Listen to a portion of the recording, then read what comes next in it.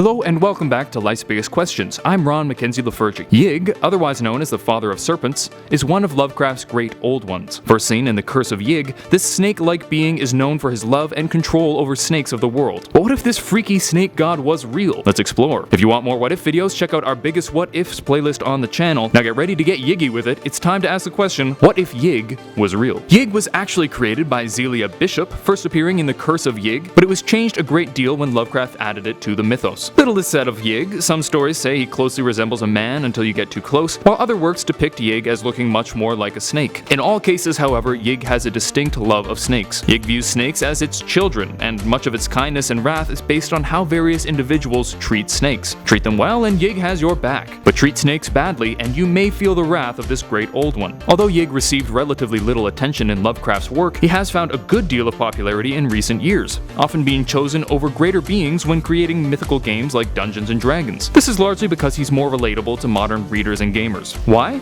Well, Yig is rather different from many other Lovecraftian gods. While the others tend to be incomprehensible and mysterious, difficult to pin down, Yig seems very much like a god from the better-known pantheons. It seems like something you'd find in Egyptian mythology rather than disturbing literature. In fact, within Yig's lore, it's stated that he may have been a prototype for the serpentine Mesoamerican deity Quetzalcoatl. This gives Yig a somewhat different feel, trading the mysterious dread of the unknown for the well-understood fear of snakes. It also allows us to look at more specific effects of Yig's existence. Lucky us. So how would the world be different if there was a snake god on the loose? Well, first and foremost, people would probably start being a heck of a lot nicer to snakes. Yig has been known to be easy to anger, and any act against a snake could be dealt with heavily. Once a few people were killed by snakes, they would probably start changing their ways. It's said that Yig will either send his snake minions after one who has angered him, or else turn the offender into a snake themselves to join his ranks. The idea of being attacked by snakes, or worse yet, turning into a snake slave, would likely be more than enough to make people terrified of harming a snake. This might eventually lead to humanity worshipping Yig. It's tough to believe in a vague, mysterious god that may or may not exist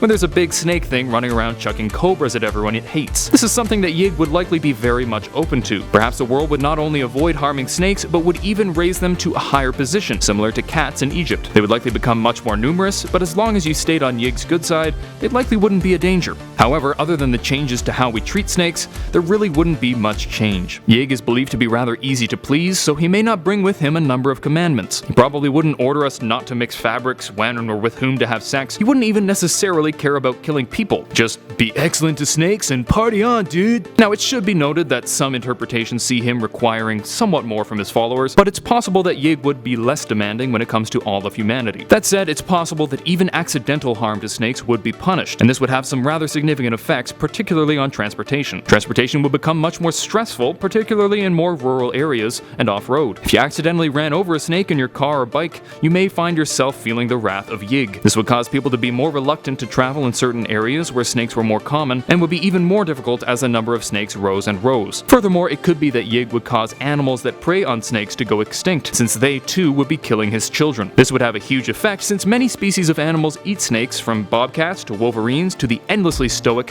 honey badger. We might see a mass extinction of many animals we love, and that would be a tough pill to swallow. Interestingly, while past videos have largely involved humanity's fight against the old ones, it's unlikely that mankind would fight against Yig. First, Yig would be significantly smaller than Cthulhu or Yog-Sothoth, so it would be a smaller target. Furthermore, Yig tends to work more behind the scenes, making it harder to find him in the first place. Plus, given his abilities with snakes, it seems likely that anyone plotting against Yig would come to an unfortunate end before they managed to succeed, and he wouldn't even need to leave his home. So fighting the beast would largely be futile. And now we return to our question, what if Yig was real? Well, after an initial slaughter of people who didn't get the memo, there's a good chance that the rest of humanity would step in line and avoid harming snakes at all costs. It's possible, even likely, that a religion would form around Yig, although his commandments would likely be limited to the treatment of snakes. However, these new rules would cause people to be incredibly cautious when traveling, severely limiting man's mobility, and could even result in mass extinction of animals that preyed on snakes. So I, for one, am glad that Yig isn't real. But if he is, I welcome my snake overlords. Thank you for watching Life's Biggest Questions. I hope this was interesting and informative, and maybe even inspired you to look into it further on your own. If you like this video, please thumbs up and subscribe to the channel down below. While you're down there, let me know what other deities you'd like to learn about. Until next time, I'm Ron Mackenzie Lafergie with Life's Biggest Questions,